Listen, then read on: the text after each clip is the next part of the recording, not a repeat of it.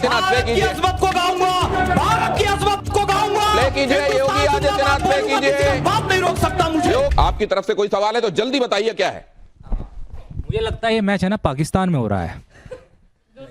यही सबसे बड़ा ऑब्जेक्शन है कि अगर मैं देश के मुसलमानों के लिए बात करता हूं या ये करते हैं तो आप कहते हैं साहब ये अरे पाकिस्तानी देश के मुसलमान है, जरा सुन लीजिए। हाँ बोलिए। मैं ये कहना चाहता हूं कि पिछले 70-72 साल से ये मुल्क आज़ाद जब से हुआ है तब से वक्फ बोर्ड और मुस्लिम पर्सनल लॉ चल रहा है जी। मैं कल दिल्ली से हूं मैं, तो मैंने कल कई जगह देखा कि नमाज पढ़ने में दिक्कत आई। सरकार ने कहा कि भाई अपनी नमाज जो है वो आप मस्जिदों में अदा कीजिए, खुले मैदान में नमाज नहीं पढ़ी जाएगी जी। जब हम मस्जिद गए तो मस्जिद है ही नहीं जी। मतलब इतना चंदा हम हर साल ईद पे, बकरी ईद पे और जुमा के दिन दे के आते हैं, क्या हम एक मस्जिद नहीं बना सकते? नहीं। पूरी दिल्ली में मैंने देखा कई जगह हमने खुद ये चीज झेली है कि नमाज नहीं पढ़ी। गलत इस्तेमाल हो रहा है, बिल्कुल गलत इस्तेमाल हो रहा है, बिल्कुल करप्शन हो रहा है, ट्रांसपेरेंसी। सुनिए मैं अभी एक मिनट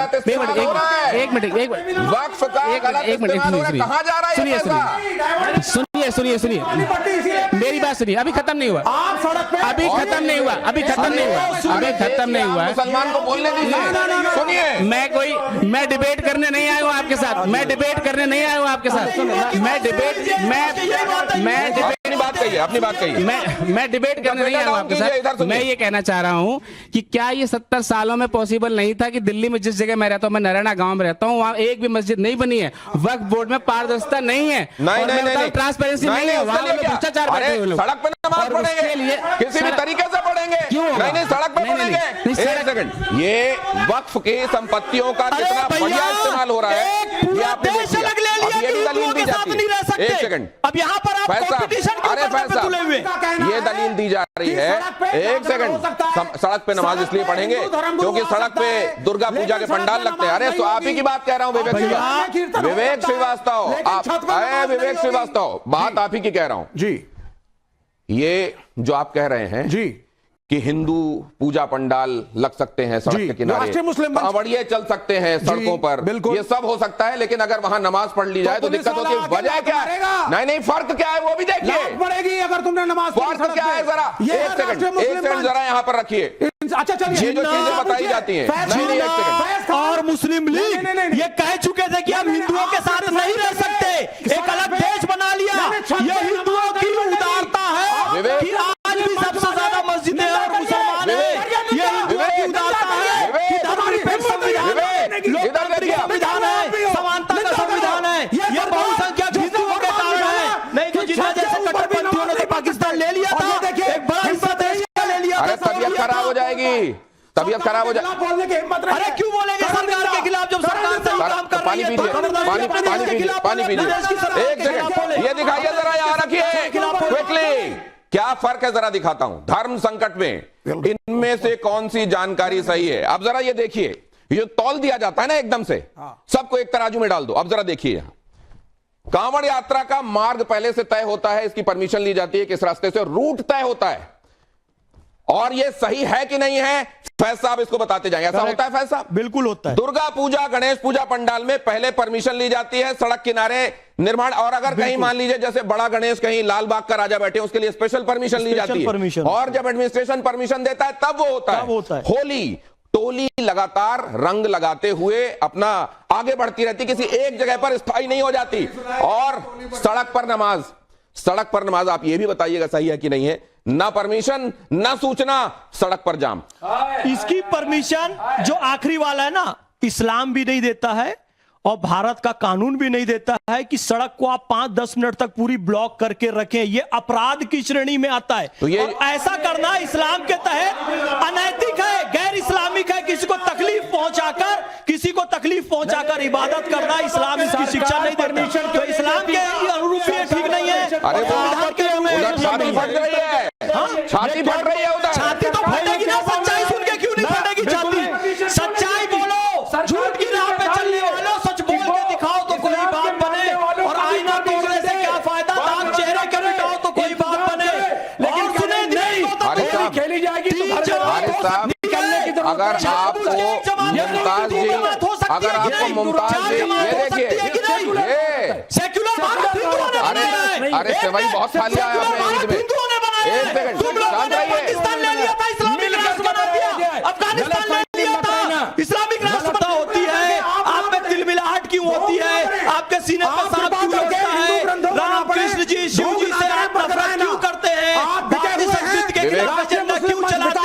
पार्टी। चाइना को क्यों पूछते एक हैं? सेकंड। मौत से तुम और मार्क्स की थ्योरी फैज चल रही है। फैज की रीडिंग ये है कि जिस तरीके से देश के बड़े फैसलों के साथ हिंदुस्तान का मुसलमान पूरी मजबूती के साथ खड़ा रहा है, वैसे ही एक बार फिर से देखने को मिलेगा। और ये जो एजेंडा चलाया जा रहा है, उनके एजेंडे धराशायी होंगे। अब जरा ये देखिए, लेकिन क्या एजेंडे बंद होंगे? इस तरह के लोग इससे कोई इबरत लेंगे? वक्फ बिल के संदर्भ में अब यह बात स्पष्ट है कि जब ये आने ही वाला है, वक्फ बिल का विरोध करने वाले मौलाना नेता असल में ये कर रहे हैं तो उनका हासिल क्या है? मुसलमानों को बहकाते रहना, उनके दिमाग में फितूर डालते रहना, यह उनका मकसद है।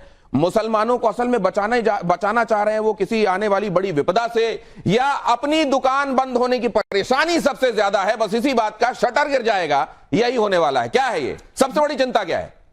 अपनी दुकान बंद होने के डर से परेशान है। सबसे बड़ी चिंता यह है, उसके लिए वो लोग मुसलमानों को बहका रहे हैं और मुसलमानों को बचा नहीं रहे, मुसलमानों को बेच रहे हैं। ये लोग मुसलमानों को सावधान रहने की जरूरत है। इसलिए मुसलमान सावधान हो जाए। ये लोग बेचने की कोशिश कर रहे हैं, ईद का गलत इस्तेमाल कर रहे हैं, बकरीद का गलत इस्तेमाल कर रहे हैं, इस्लाम के सारे प्रतीकों का गलत इस्तेमाल कर रहे हैं, इस्लाम के तमाम फिरकों का गलत इस्तेमाल कर रहे हैं, वक्फ की सारी प्रॉपर्टी है उसका गलत इस्तेमाल कर रहे हैं। ये मुसलमानों को बचाना नहीं, मुसलमानों को बेचना चाहते हैं। मैं चंद्रबाबू नायडू जी से, मैं नीतीश कुमार जी से ये निवेदन करता हूं कि मुसलमान जी से ये निवेदन करता हूं कि मुसलमान आपके साथ है। कोई कितना कहे नेस्तनाबूद कर देंगे, मुसलमान आपके साथ है। आपके अगल बगल जो लोग खड़े हैं वो देश के मुसलमानों को बरगला रहे हैं? क्या देश के मुसलमानों को बेच देना चाहते हैं वो? देखिए, देश के मुसलमानों को तो ये मेरे भाई बचा रहे हैं और अहम भूमिका निभा रहे हैं। सुन तो लीजिए, सुन लीजिए। और दूसरी बात, इन्होंने एक बात कही थी जब मैंने फिंगर उठाई थी,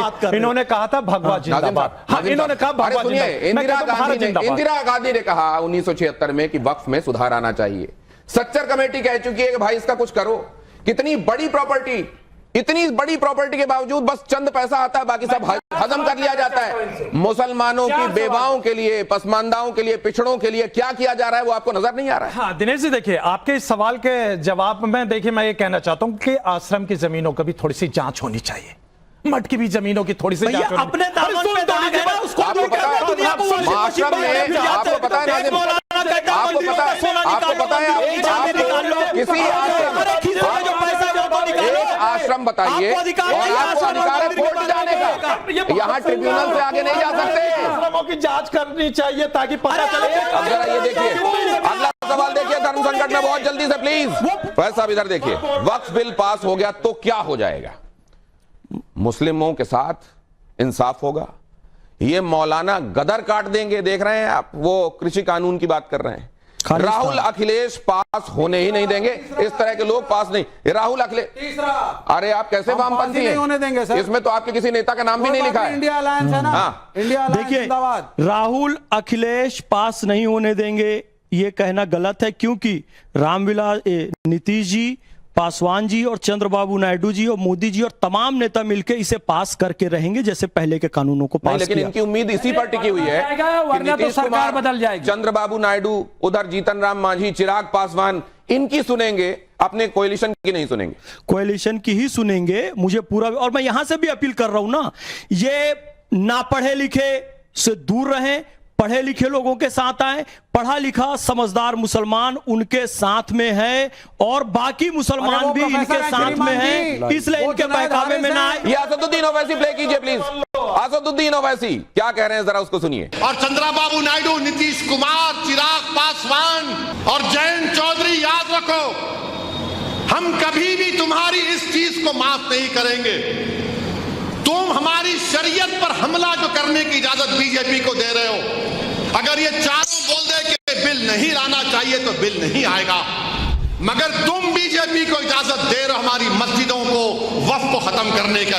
तुम हमारी शरीयत पे हमला नहीं। अरे ये आदमी कितना जलील नीच गलीज आदमी है, ये कितना भड़का रहा है। अमित शाह जी बोल चुके हैं, अरे बोलूंगा इस देश को तोड़ने की बात। इस टाइम्स नाउ में इसे चलाया क्यों जा रहा है? मैं तो ये कहता हूं भैया, कितना देश को जलील करने की, बांटने की कोशिश कर रहा है।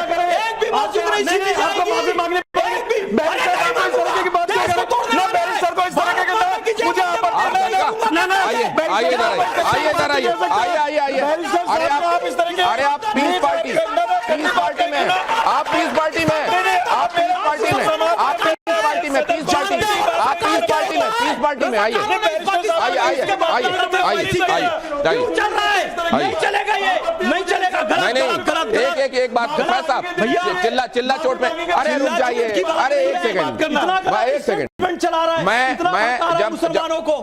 मैं एक बात ये जानना चाहता हूं कि शरीयत की बात भी हो रही है और संविधान जिंदाबाद भी हो रही है, दोनों चीजें कैसे हो रही हैं? मतलब मोदी जी ने सबसे अच्छा शरीयत और संविधान का बैलेंस किया है। शरीयत ये कहती है तलाक तलाक तलाक एक बार में बोलने पर नहीं होगा, एक एक महीने के बाद होगा। मोदी जी ने वही कानून लाया संविधान के तहत, यानी कि शरीयत का भी सम्मान रखा और संविधान का भी सम्मान रखा। ठीक उसी तरीके से यहां पर भी शरीयत और संविधान का बैलेंस मोदी जी बना सकते हैं और बना भी रहे हैं कि जो जगह है वो सुरक्षित होगी, भ्रष्टाचार से मुक्त होगी। अरे पहले आप तो पहन के आ जाइए, विवेक श्रीवास्तव, आप पहन के आ जाइए, पहले आप पहले पहन के आ जाइए। शौक है ना, अरे आप पहले पहन के आ जाइए, जाकर के चैलेंज करता हूं। आप जरा अरे विवेक श्रीवास्तव, चाहे हिम्मत नहीं है, आप जरा देखिए, ये भारत की अजमत को गाऊंगा, योगी आदित्यनाथ की अजमत को गाऊंगा, योगी आदित्यनाथ प्ले कीजिए, अजमत को गाऊंगा, भारत की अजमत को गाऊंगा, प्ले कीजिए, योगी आदित्यनाथ प्ले कीजिए। बाप नहीं रोक सकता मुझे।